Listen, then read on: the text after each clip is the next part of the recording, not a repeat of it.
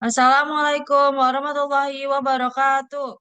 Mohon dosen menyesuaikan. Izin memperkenalkan diri. Taruni pertama Politeknik Imigrasi Angkatan 26. Nama Amelia Nurkaesain, RT 2023.2958.2.02, Prodi Administrasi Keimigrasian A. Izin Pak, di sini saya akan menjawab 4 pertanyaan tentang agama Islam yang diberikan. Izin arahan bimbingannya Pak. Siap, terima kasih Pak.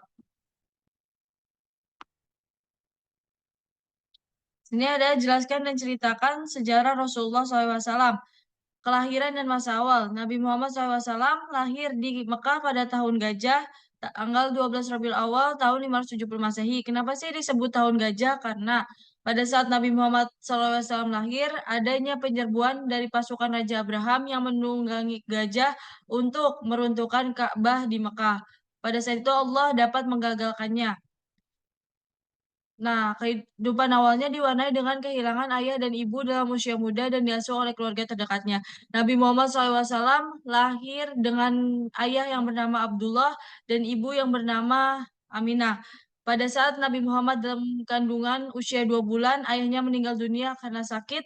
Dan pada saat Nabi Muhammad SAW pada usia 6 tahun, ibunya juga meninggal karena sakit. Nabi Muhammad SAW disusui oleh Halimatus Sadiah dan dirawat selama 2 tahun oleh kakeknya yang bernama Abdul Muthalib. Dan kakeknya meninggal karena sakit. Nabi Muhammad diasuh oleh pamannya yang bernama Abu Thalib yang sekaligus ayah dari sahabatnya yang bernama Ali bin Abi Thalib. 2 perkawinan dan kehidupan dewasa.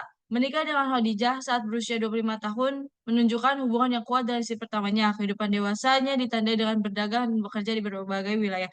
Pada saat Nabi Muhammad SAW diasuh oleh pamannya, ia diajarkan bagaimana berdagang ke berbagai daerah, bagaimana cara mengembala kambing. Pada saat Nabi Muhammad berusia 25 tahun, ia menikahi seorang janda kaya raya yang bernama Siti Khadijah. Pada saat Nabi Muhammad berusia 35 tahun, ia bersama kaum Quraisy memperbaiki Ka'bah yang berada di kota Mekah. Pada saat itu, kaum Quraisy berdebat siapa yang berhak menaruh Hajar Aswad di Ka'bah tersebut. Akhirnya kaum Quraisy menyuruh Nabi Muhammad SAW untuk meletakkan Hajar Aswad di Ka'bah karena Nabi Muhammad SAW memiliki sifat yang terpuji sehingga ia dijuluki oleh Al-Amin, artinya dapat dipercaya. Ketiga, peristiwa penting. Pada usia 40 tahun, Nabi Muhammad SAW diangkat menjadi Rasul di Gua Hira. Mulai dari sana, dia menerima wahyu secara bertahap selama 22 tahun yang menjadi Al-Quran. Pada Gua Hira terletak 6 kilometer dari kota Mekah. Pada saat itu Nabi Muhammad didatangi oleh malaikat Jibril. Malaikat Jibril berkata, "Iqra," yang artinya baca, bacalah, yang terdapat pada surat Al-Alaq. Nabi Muhammad SAW yang pada saat tidak bisa membaca akhirnya menerima wahyu yang berupa Al-Quran yang diturunkan secara bertahap selama 22 tahun, 2 bulan, 22 hari.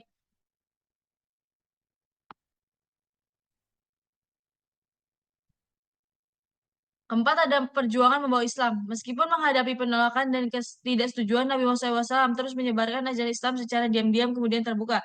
Dia dan pengikutnya mengalami banyak penderitaan dan penindasan di Mekah.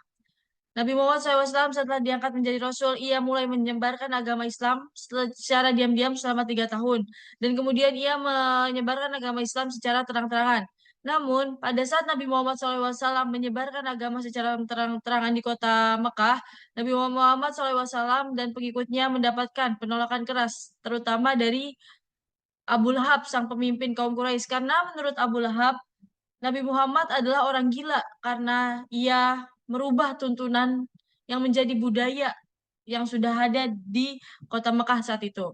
Nabi Muhammad dan pengikutnya dianiaya, dicaci maki, dihina, bahkan dilempari batu ataupun pernah diludahi oleh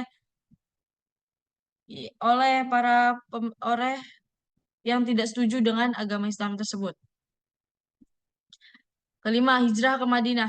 Situasi di Mekah menjadi tidak kondusif bagi umat Islam, sehingga Nabi Muhammad SAW menerima ajakan dari penduduk Madinah untuk berhijrah. Ini menjadi titik balik dalam ajaran Islam.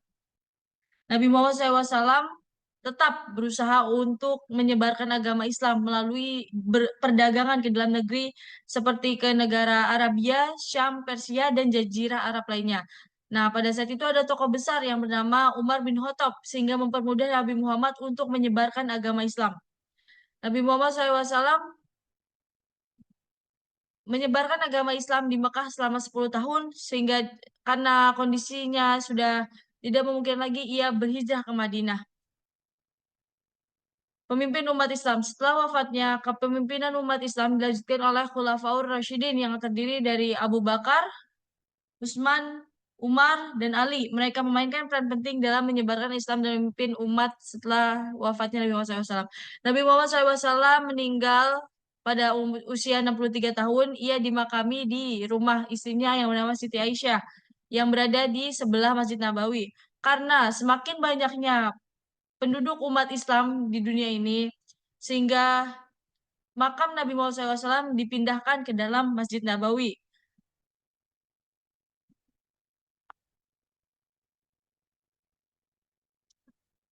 Soal yang kedua adalah jelaskan bagaimana kamu memahami tentang Islam, iman, dan ihsan. Islam adalah tunduk dan taat kepada perintah Allah Subhanahu wa taala dan kepada larangannya. Selanjutnya, Islam dibangun atas 5 perkara yang terdiri dari persaksian bahwa tiada Tuhan selain Allah dan Nabi Muhammad adalah utusan Allah. Yang kedua adalah mendirikan sholat. Yang ketiga menunaikan zakat. Yang keempat berpuasa. Yang kelima haji.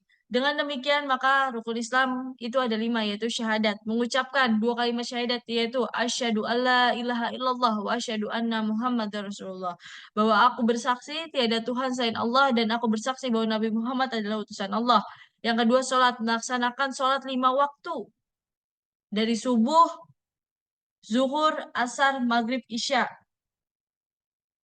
Yang ketiga ada puasa, menjalankan ibadah puasa selama bulan Ramadan, menahan diri dari makan dan minum, dari haus, hawa nafsu, dari terbitnya fajar hingga tenggelamnya matahari.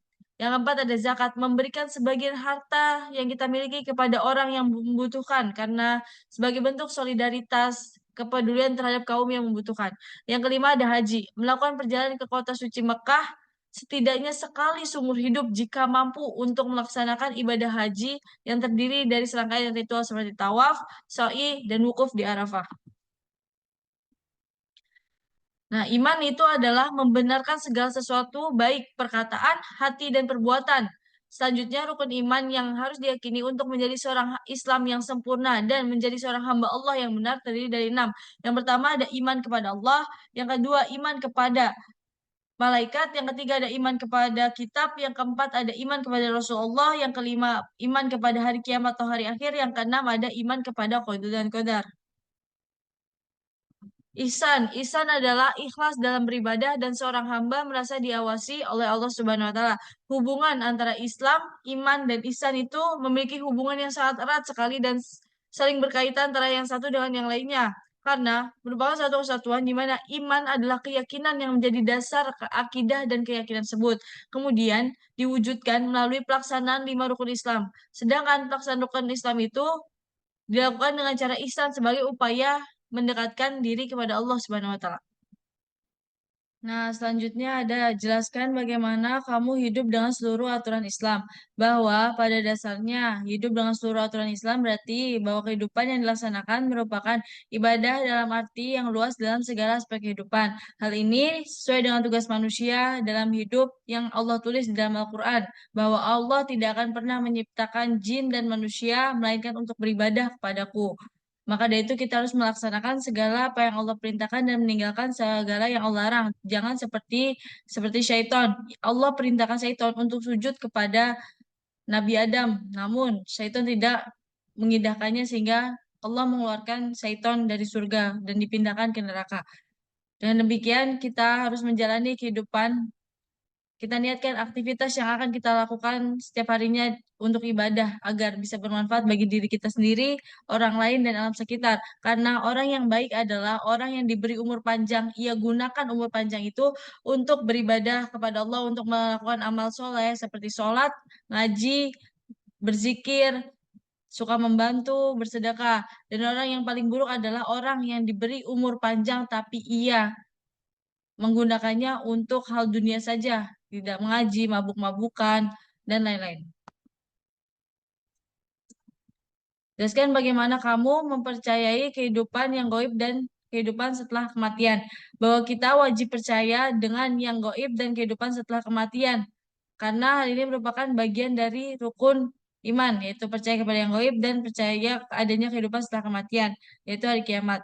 Dan juga menjadi dasar bagi setiap muslim untuk percaya terhadap hal tersebut. Karena kata Rasulullah SAW, orang yang cerdas adalah orang yang selalu mengingat kematian dimanapun, kapanpun. Karena kita tidak pernah tahu kapan kita meninggal, bagaimana kita meninggal, cara kita meninggal itu kita tidak tahu bagaimana. Maka setiap kita melakukan dosa atau melakukan apa yang Allah larang, kita harus ingat, oh iya kita akan mati, kita akan dihisab sendirian di alam kubur. Hanya amal ibadah kita, hanya sholat, hanya sedekah, hanya Al-Quran yang bisa menolong kita di hadapan Allah Subhanahu Wa Taala. Maka dari itu kita harus sering mengikatkan kematian, harus sering ingat Allah Subhanahu wa taala. Sekian dari saya. Mohon maaf jika ada salah. Assalamualaikum warahmatullahi wabarakatuh.